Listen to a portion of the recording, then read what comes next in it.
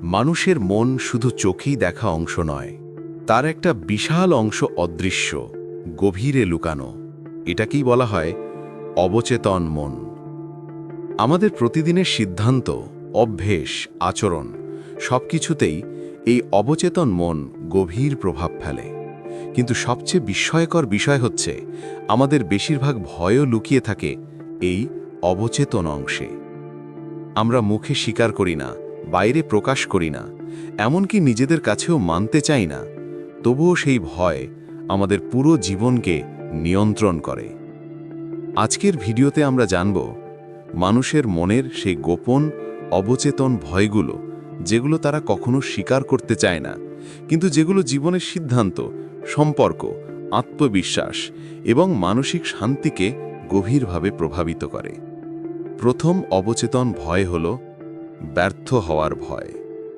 বেশিরভাগ মানুষ মুখে বলে, আমি ভয় পাই না, আমি চ্যালেঞ্জ নিতে পারি, কিন্তু বাস্তবে তারা অনেক সুযোগ হাতছাড়া করে শুধু ব্যর্থ হওয়ার চিন্তায়।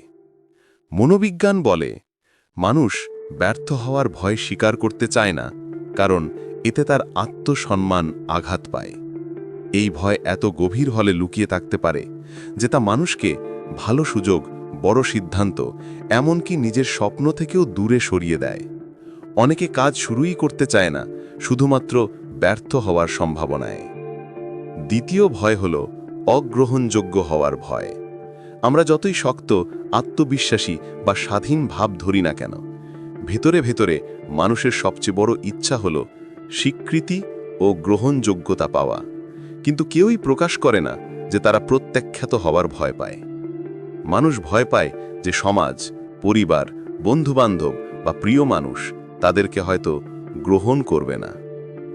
এই ভয় অনেক সময় মানুষকে নিজের আসল সত্তা লুকাতে বাধ্য করে।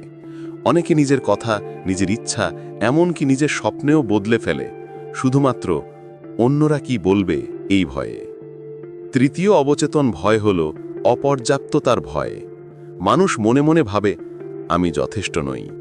এই ভয় বাইরে থেকে বোঝা যায় না, কারণ মানুষ নিজেকে শক্ত দেখাতে চায়, কিন্তু বাস্তবে এই ভয় অনেক সম্পর্ক নষ্ট করে, আত্মবিশ্বাস ভেঙে দেয় এবং মানুষের ভেতরে ক্রমাগত এক অদৃশ্য চাপ তৈরি করে।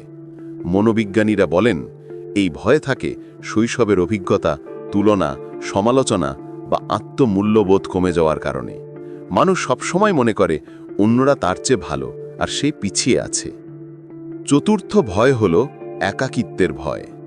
মজার বিষয় হল, অনেকে বলে, আমি একা থাকতে পারি কিংবা আমি কাউকে প্রয়োজন করি না, কিন্তু অবচেতন মনে তারা ভয় পায় একদিন একা হয়ে যাওয়ার। এই ভয় মানুষকে অনেক ভুল সম্পর্কের মধ্যে আটকে রাখে।